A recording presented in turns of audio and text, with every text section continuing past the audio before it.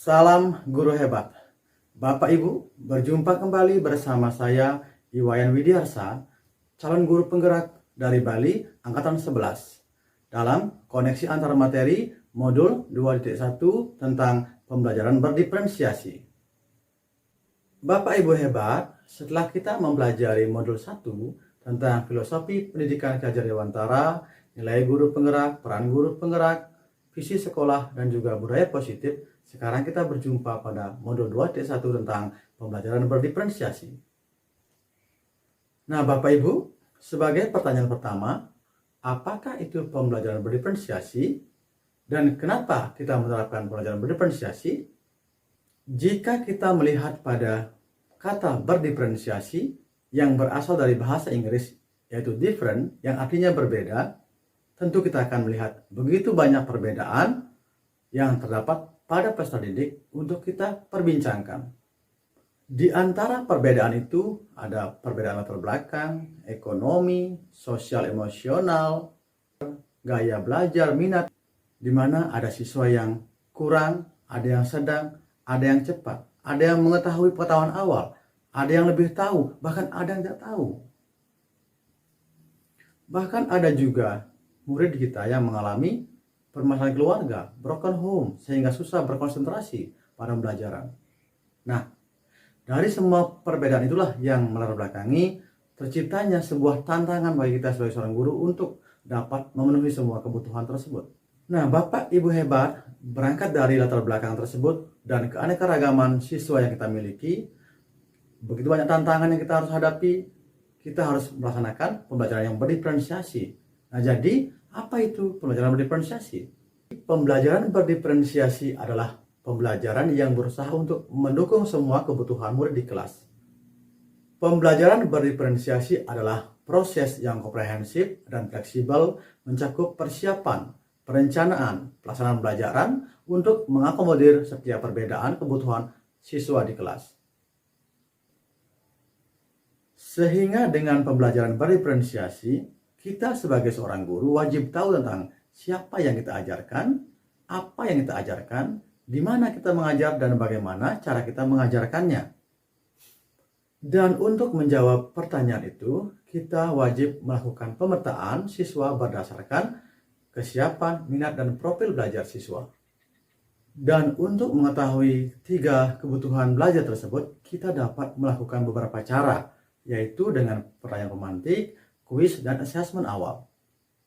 Selain itu, kita juga dapat mengamati sikap dan perilaku murid, menanyakan pada guru sebelumnya, melihat nilai lapor sebelumnya, berkoordinasi dengan orang tua, dan juga melaksanakan survei terhadap siswa untuk mengetahui kebutuhan murid tersebut.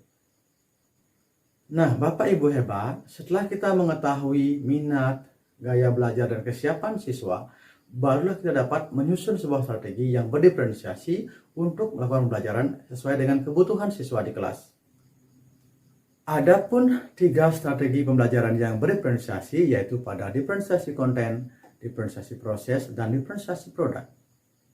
Diferensiasi konten terkait dengan materi apa yang diajarkan, diferensiasi proses terkait dengan bagaimana cara mengerjakan, diferensiasi produk tentang hasil akhir yang ditentukan berdasarkan kemampuan dan keterampilan peserta didik.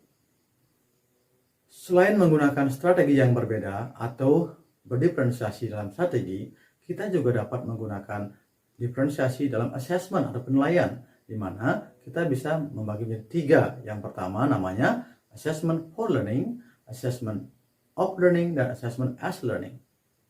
Assessment for learning bertujuan untuk memperbaiki proses pembelajaran.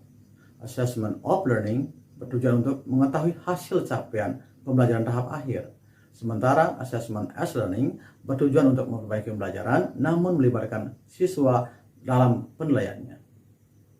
Nah, Bapak Ibu hebat, setelah kita mengetahui berbagai strategi, assessment, dan juga karakter pembelajaran berdiferensiasi, apakah kita yakin dapat melaksanakan pembelajaran untuk memenuhi semua kebutuhan murid, dan apa yang harus kita lakukan? Yang pertama, mari kita bersama-sama proaktif untuk dapat melaksanakan asesmen awal untuk mengetahui gaya belajar, minat belajar, serta profil belajar siswa kita agar kita dapat merencanakan, mempersiapkan, dan melaksanakan pembelajaran yang berdiferensiasi sesuai dengan kebutuhan keragaman murid. Yang kedua, menyediakan berbagai pendekatan dan strategi pembelajaran berdiferensiasi, baik secara konten, proses, maupun produk, sesuai dengan kemampuan siswa. Yang ketiga, kita berusaha melaksanakan penilaian bukan hanya pada akhir pelajaran sebagai nilai sumatif, melainkan juga pada setiap proses dalam kelas. Yang keempat, pembelajaran harus berpusat pada murid sesuai dengan kemampuan dan beragam karakter yang dimilikinya. Yang kelima, guru selalu memantau perkembangan bagaimana pembelajaran yang cocok untuk murid dan terus-menerus melaksanakan penyesuaian seperti memberikan kesempatan pada siswa untuk belajar secara berkelompok klasikal maupun secara individual. Nah, Bapak Ibu guru hebat, setelah kita mempelajari pembelajaran berdiferensiasi, baru kita dapat memahami bahwasannya ini terkait langsung dengan pembelajaran yang sebelumnya, yaitu berorientasi pada peserta didik.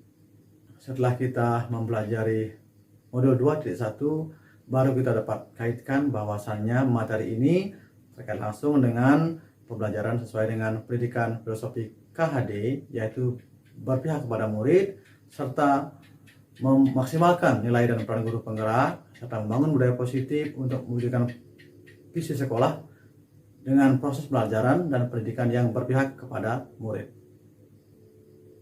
Sekian paparan koneksi antara materi 2.1 yang dapat saya sampaikan.